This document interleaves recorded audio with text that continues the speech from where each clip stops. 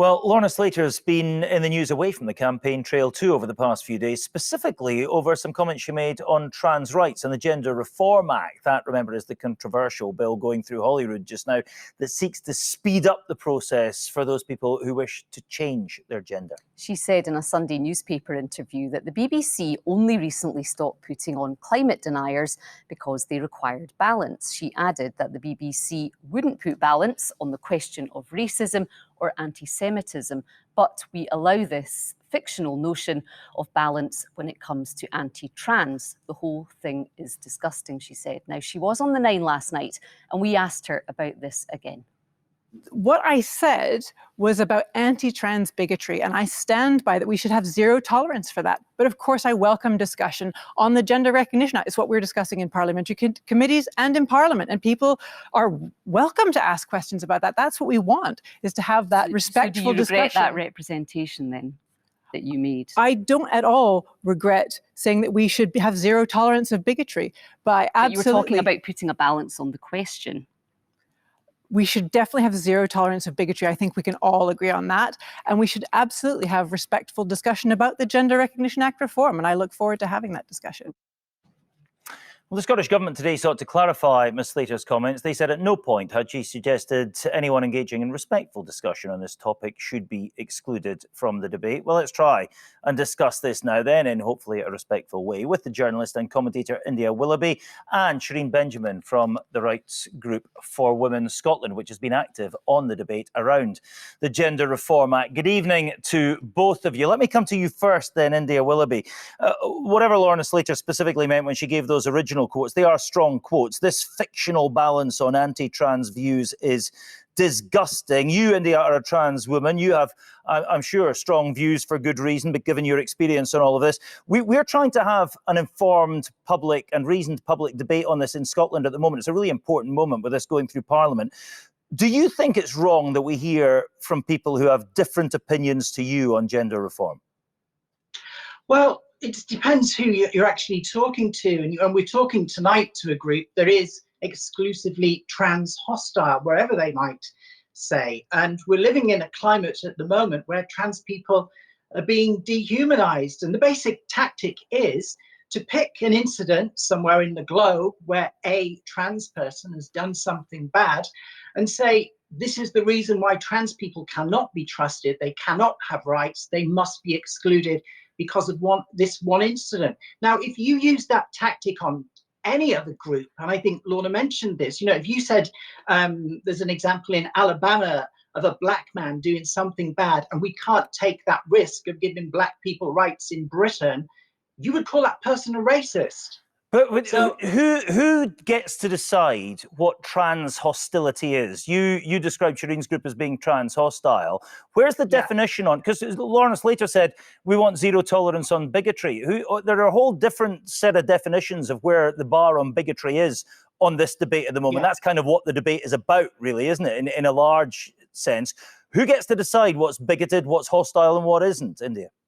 Well, the law does, and the law is that trans people are, to all intents and purposes, if you've transitioned, you are classed as a woman. Not a trans woman, a woman. Trans people are allowed in these spaces already. It's not a case of trans people suddenly arriving on the planet and trying to get into women's toilets. We've been using women's toilets for 50 odd years now, and there hasn't been a problem whatsoever. All this changed 3 or 4 years ago when the religious right in America got involved. There's a big conference there that all the religious right groups go to called the Voters' Values. And they said the battle against gay people is now lost. They have laws. Well, hang on a second, because is that... let me come... I'm going to come back to you on that in a second, because I want to explore the issue of the religious right, because I'm not sure that a lot of people who have got different views to yours in Scotland would accept that they've been influenced by the religious right in the United States of America. But firstly, let's bring Shereen Benjamin into this. Shereen, trans hostile, your group apparently. Is that a definition that you recognise? No, absolutely not. If I can just give you a bit of context, we're one of a very rapidly growing number of grassroots women's groups in Scotland, that have concerns about the impact of GRA reforms on women's rights. And you said at the beginning that the reforms are about speeding up the process. They're about more than speeding up the process. They're about extending the pool of people eligible for a gender recognition certificate far beyond what it currently is. The Scottish Government has said 8 to 10 times as many people, but it could be far more than that. We actually don't know. And it's a different type of population. It's a more diverse population. So the EHRC, the Equality and Human Rights Commission, also agrees with us that this is a reform that could have impact on women's rights. So what we're asking for is detailed scrutiny of the legislation and serious engagement with our concerns so that they can be addressed and resolved, and so that everybody's rights can be protected. Now, the tactics of some activists in this space has been to try to discredit us with unsubstantiated accusations, such as the ones you've just heard. So principally that we're transphobic bigots and we're analogous with racists and anti-Semites. Now, I'm Jewish, I know what anti-Semitism is, and I know that women defending our rights isn't it, and that we're funded by the American right. There's not a shred of evidence of us being funded or influenced by the American right. There isn't that evidence. So, but what happens with those accusations is they're used to discredit us. And when you can discredit us, that's then used to exclude us from the conversation. Okay, let me just ask you broadly. Sorry, Shereen Benjamin, let me just ask you broadly on this. Would you accept, in the very broadest sense, that we are on a journey as a society to become a more equal and more inclusive society? There's a lot of work still to be done, but we've made great strides in the issue of gay rights. We've made great strides in the issue of racial equality. Again, a lot of work still to be done. But would you accept that the issue of trans rights is the next logical step on this? And here is another group in society who just want to be able to live their lives the way they want to. I think everybody should be able to live their lives the way they want to, so long as it doesn't impact on other people's rights. The Equality Act is set up very specifically to acknowledge that there can be conflicts of rights in some situations, and that where that happens, you don't hierarchize rights. You look at the evidence, you have a conversation about the evidence base, and you address concerns and you arrive at solutions that will respect everybody's rights. Okay, and that's, I think, what we should be aiming for. Let me get back to the central issue that we're trying to focus on tonight, and the issue of this debate and discussion, this public discourse that we're trying to have in Scotland as we try to get a law passed through Parliament, or at least discussed and debated in Parliament. India Willoughby, do you think that anything you've heard tonight is wrong? Do you think that anything that we've heard tonight, because there's this issue of balancing up, getting two people on to discuss this from either side of a debate, and whether even that is acceptable to people on your side of the argument. Are you offended by anything you've heard tonight? I am, yes, because it's all lies. And if you check out these groups that have sprung up over the last 3 years, as I was just going to say, 3 years ago in America, they said, stop attacking the gay people, start attacking trans, because that is the weak link in the chain. These people stand shoulder to shoulder with Vladimir Putin, Donald Trump, the Heritage Foundation in America, where money is that helpful? India Willoughby, is that helpful to this discourse? When we're trying to have a sober debate, I mean, I looked at your Twitter feed.